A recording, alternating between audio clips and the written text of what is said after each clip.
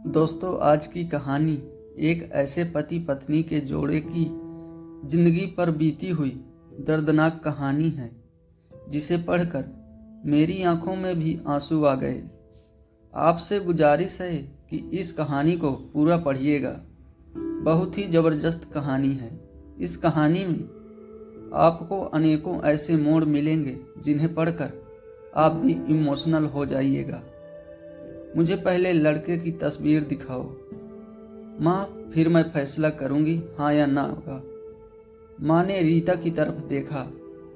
अच्छा, हम तुम्हारे लिए क्या कोई अच्छा लड़का नहीं देखेंगे? रीता गुस्से से बोली। माँ, बस लड़का देखना है मुझे।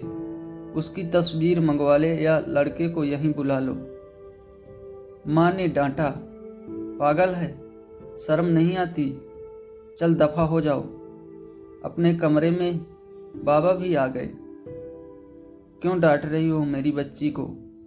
रीता बाबा के पास गई और जाकर कहने लगी, बाबा, मुझे लड़का देखना है। बाबा ने मुस्कुराकर कहा, हाँ बेटी, तुम्हारी मर्जी से ही करेंगे शादी।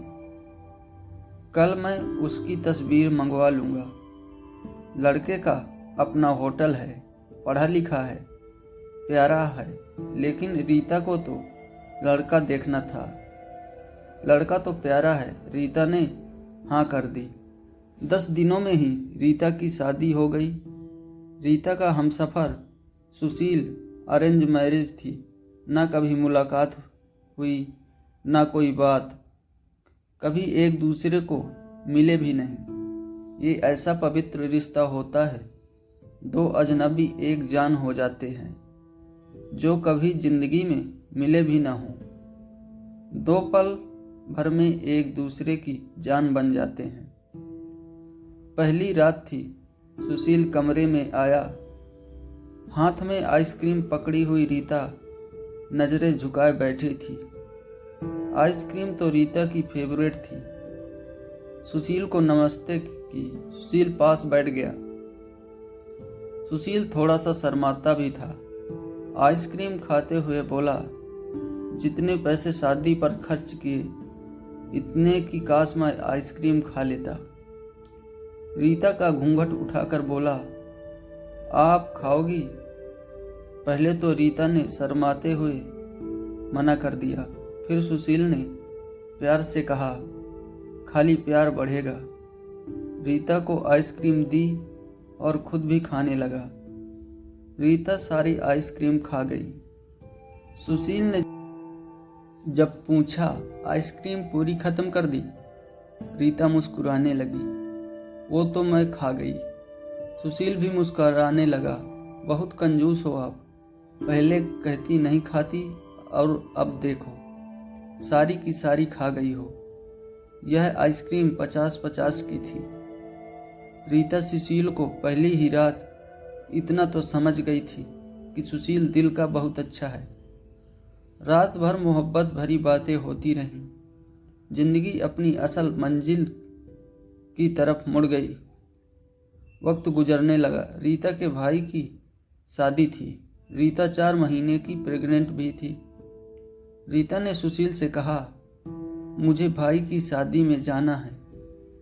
सुशील ने रीता के पास बैठकर बोला, रीता, डॉक्टर ने आपको लंबी यात्रा करने से मना किया है, इसलिए मैं कोई रिस्क नहीं लेना चाहता। मैं नहीं इजाज़त दे सकता शादी में जाने की। रीता को बहुत गुस्सा आया। सुशील, पागल हो गए हो क्या?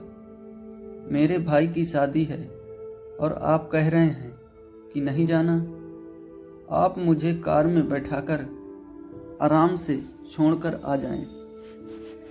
बस सुशील ने रीता का हाथ पकड़ा, मोहब्बत से फिर समझाने लगा, रीता, क्यों बेकार की जिद करती हो? डॉक्टर ने यात्रा करने से मना किया है तो मैं नहीं जाने दे सकता। तुम लापरवाह हो जाती हो और मैं तुमको किसी के भरोसे नहीं छोड़ सकता। इतना कहकर सुशील कमरे से बाहर चला गया। रीता रोने लगी। रीता ने अपनी माँ को फ़ोन किया। सुशील मना कर रहा है शादी में आने के लिए। माँ ने समझाया, बेटा अगर वो कह रहा है तो मत ही आओ। लेकिन रीता की भाभी और भाई जिद करने लगे। क्यों नहीं आने दे रहा सुशील, हमारी बहन को, वो रात को आए। सुशील भी घर पर था। कहने लगे, मेहंदी है, 3 दिन की बात है, रीता को लेने आए हैं। सुशील ने रीता की तरफ देखा। रीता, मैंने क्या कहा था तुमसे? रीता ने नजरें झुका ली, कमरे में चली गई। उठकर सुशील को गुस्सा तो बहुत था, लेकिन सब्र कर लिया। 1000 रुपया जेब से निकाले, रीता को दिए। ये कुछ पैसे रख लो, बाकी और चाहिए तो ले लेना, मैं आऊँगा कल। रीता बहुत खुश थी। सुशील ने अपने सीने से लगाया रीता को, अपना ख्याल रखना रीता। फिर रीता शादी में चली गई। मेहंदी की रात रीता की बुआ की लड़की भी आई हुई थी। डांस भी किया, काफ़ी एंजॉय किया। बारात वाले दिन जब भाई की बारात लड़की वालों के घर पहुंची तो बारिश हो रही थी। गली में काफ़ी कीचड़ था। रीता का पांव फिसला और वह गिर गई। गिरते ही उसके पेट में दर्द होने लगा। रीता जोर जोर से रोने लगी। जल्दी से रीता को अस्पताल ले गए। रीता दर्द से चिल्ला रही थी। सुशील को कॉल किया, रीता के बारे में बताया। सुशील घबरा गया। वो जल्दी से अस्पताल पहुंचा। डॉक्टर रीता को इमरजेंसी वार्ड में ले गए थे। सुशील बहुत परेशान था। दिल की धड़कनें बेकाबू थी। जुबान पर ईश्वर का जाप था। बाकी सब लोग शादी की खुशियों में मगन थे, लेकिन यहाँ सुशील परेशान होकर खड़ा था। कुछ देर बाद डॉक्टर कमरे से बाहर आए। उन्होंने सॉरी कहते हुए बताया, आपका बच्चा मर चुका है।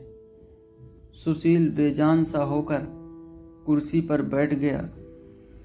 भगवान से हिम्मत मांगकर जल्दी से वार्ड में गया। रीता रो रही थी। सुशील को देखकर मुंह मोड़ लिया। सुशील पास बैठ गया, सर पर हाथ फेरने लगा।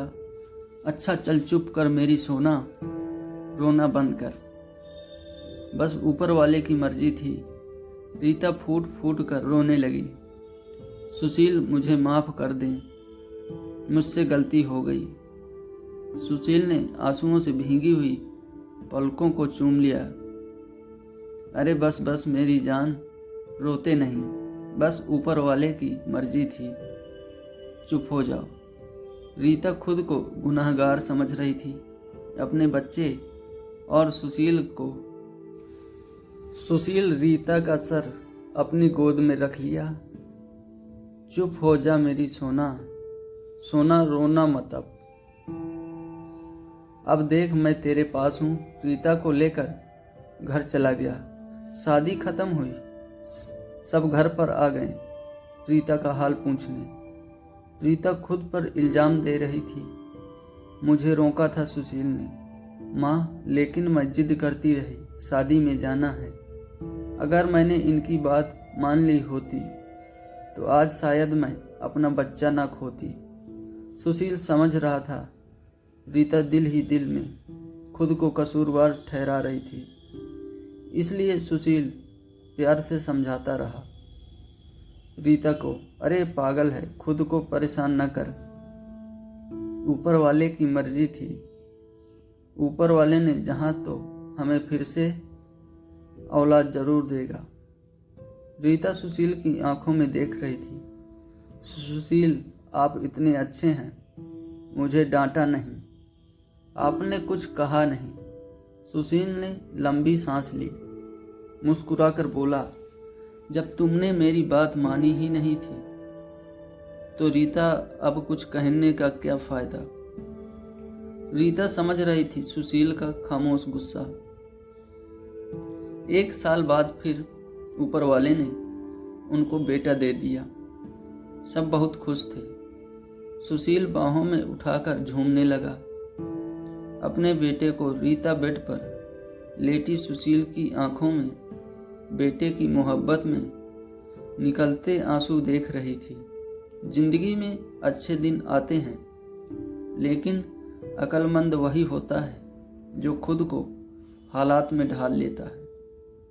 सुशील के दो भाई जो सुशील से अमीर थे, उन दोनों भाइयों का अपना अच्छा खासा बिजनेस था, लेकिन सुशील का छोटा सा होटल था जिससे बस गुजारा हो रहा था। रीता ने जिद की, सुशील बच्चे को गर्मी लगती है, इसीलिए ये बहुत रोता है, मुझे कमरे में एसी लगवा कर दें। सुशील ने सिर पर हाथ रखा। अरे रीता, पागल हो गई हो क्या? मेरे पास नहीं है इतने पैसे एसी के लिए। रीता ने जिद की, मुझे एसी चाहिए, बस कमरे में। सुशील अपने बेटे को सीने पर लेटाकर खेल रहा था। उसके साथ रीता बस एसी लगवाने के लिए जिद किए बैठी थी। सुशील ने रीता का हाथ पकड़ा, अपने करीब किया। रीता, पता नहीं क्यों इतनी जिद्दी हो तुम, लगवा दूंगा एसी। ये लो, सो गया मेरा राजकुमार, इसको लेटा दो।